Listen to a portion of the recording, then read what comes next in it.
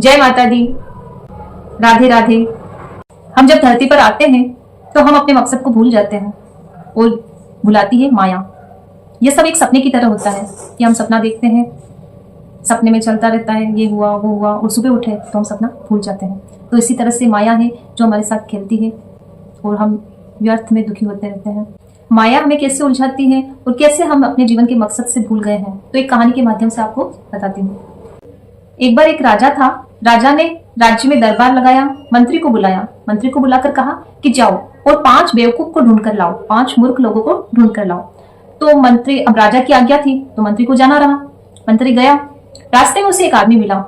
वो आदमी ऐसे करके जमीन पर लौटते हुए जा रहा था। उसके हाथ ऐसे देख करके जमीन पर लौटता हुआ देख मंत्री ने पूछा, तुम इस तरह से क्यों जा रहे हो? तो उसने कहा, मैं ऐसे जा रहा था और जाते जाते गिर गया। तो मंत्री ने कहा कि तुम उठे क्यों नहीं और उठकर क्यों नहीं चलते हो? तो बोले कि नहीं, दरअसल मेरी पत्नी ने मुझे पर्दा लाने के लिए कहा था और उसने कहा था कि इतना चौड़ा पर्दा लाना है, तो अगर मैं उठ जाता तो वो जो मेरे पर्दे का नाप है वो मैं भूल जाता, कितना चौड़ा पर्दा लाना है, तो इसलिए मैं जैसा गिरा वैसा ही लौटता हुआ जा रहा हूँ पर्दा लेने के लिए। तो मंत्री ने कहा, हाँ, एक बेवकूफ तो मिल गया। वो मंत्री आगे गया तो उसे एक आदमी मिला जिसने हाथ में तो गधे की डोर पकड़ रखी है, गधे को साथ में लेके चल रहा है और सिर पर सामान रख रखा है। तो मंत्री ने पूछा कि भाई सामान तुमने क्यों उठाया है, गधे पर रखो ना सामान। तो उसने कहा कि नहीं भाई, मैं मेरे गधे पर वजन नहीं डालना चाहता हूँ, इसलिए सामान मैंने ही अपने सिर पर रख रखा है और गधे को मैं बोझ नहीं देना चाहता हूँ। तो मंत्री ने कहा, ये दूसरा बेवकूफ है। अब मंत्री आगे गया तो उसे एक व्यक्ति मिला जो कुछ ढूंढ रहा था। तब मंत्री ने पूछा, तुम क्या ढूंढ रहे हो? तो उसने कहा, मेरी अंगूठी गिर गई है तो मैं उसे ढूंढ रहा हूँ। तो उसने कहा, तुम्हारी अंगूठी कहाँ गिरी थी, यहाँ गिरी? तो उसने कहा, नहीं, मैं दोपहर में रेगिस्तान जा रहा था तो वहां मेरी अंगूठी गिर गई। तो बोले, तो तुम रेगिस्तान में ढूंढो ना, यहाँ क्यों ढूंढ रहे हो? बोले, वहां तो अब अंधेरा है ना, रात हो गई है, तो वहां तो लाइट है नहीं, यहाँ लाइट है इसलिए मैं यहाँ ढूंढ रहा हूँ। तो मंत्री ने कहा, हाँ, तीसरा मूर्ख भी मिल गया। अब इन तीनों मूर्ख को लेकर के मंत्री राजा के दरबार में गया। तो उसने बोला, राजा जी, मैं तीनों मूर्ख को लेकर आया हूँ। तो राजा ने कहा, मैंने तो 5 मूर्ख मंगाए थे, तुम 3 लेकर आए हो। तो उसने कहा, हाँ राजा जी। उसने पूरा वृतांत सुनाया कि इनके साथ में यह हुआ है और मुझे लगता है कि ये सबसे बड़े मूर्ख हैं। तो राजा ने कहा कि फिर 2 मूर्ख और कहाँ है? तो उसने कहा, एक मूर्ख में जो इतनी मूर्खता पूर्वक दिन भर कार्य करता रहा, बेवकूफों को ढूंढने जैसी मूर्खता का काम करता रहा, और 5वां मूर्ख आप, जिन्होंने मुझे ऐसी मूर्खता का कार्य दिया। तो इस कहानी से हमें यह प्रेरणा मिलती है कि हम भी अपने जीवन का उद्देश्य भूल चुके हैं और हम दिन भर यही सोचते हैं कि उसने हमें ये बोल दिया, उसने हमारी बुराई की, उसने हमारे लिए ये कहा, वो हमारे बारे में ये सोचता है। क्या हमारे जीवन का मकसद ये है कि हम ये सोचें कि कौन हमारे बारे में क्या सोचता है?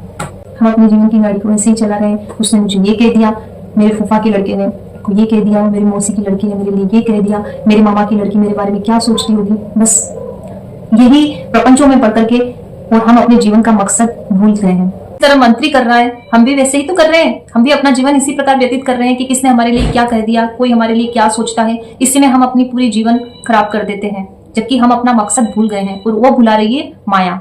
और वो माया किसी और की नहीं, भगवान की। हमारे जीवन का मकसद है भगवत प्राप्ति करना, और भगवत प्राप्ति हमें हो सकती है भजन से, नाम जप करने से।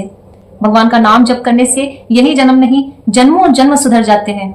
जन्म जन्म के जो कर्म है, जो हमारा प्रारब्ध है, वो सही हो जाता है।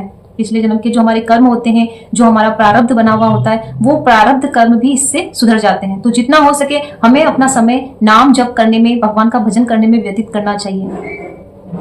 तो ये माया है जो हमें अपने जीवन के मकसद को भुला देती है। हम उन लोगों को इंपोर्टेंस देते हैं जो हमें दुखी करते हैं, जिनकी बातें हमें दुखी करती है, हम उन लोगों को इंपोर्टेंस देते हैं, जबकि हमें यह सोचना चाहिए कि क्या वो उनकी बातें हमारे लिए वैल्यू रखती है। जिसको जो सोचना है वो सोचे। हमारे जीवन का मकसद है भगवत प्राप्ति, और वो तब संभव होगा जब हम नाम जप करेंगे, भगवान का भजन करेंगे। तो आप दिन भर आपने क्या किया उसका एक बार मंथन कीजिएगा और सोचिएगा कि पूरे दिन भर जिन बातों को लेकर आप दुखी रहे, क्या वो बातें आपके लिए वैल्यू रखती थी? जिसने आपका समय व्यर्थ में व्यतीत कर दिया। जिसने हमें ये जीवन दिया है तो हमें अपना समय उनके लिए देना चाहिए। एक एक पल अनमोल है, ये सांसें जो भगवान ने दी है। तो हमारा ये प्रयत्न रहना चाहिए कि अधिक से अधिक नाम जप करें, भगवान का भजन करें, तभी हमारे जीवन की सार्थकता सिद्ध होगी और हमें भगवत प्राप्ति होगी। और जन्म जन्मों के जो हमारे कर्म हैं, वो कर्म बंधन से छुटकारा मिलेगा। मन में भजन को रखो, बातों के वजन को नहीं।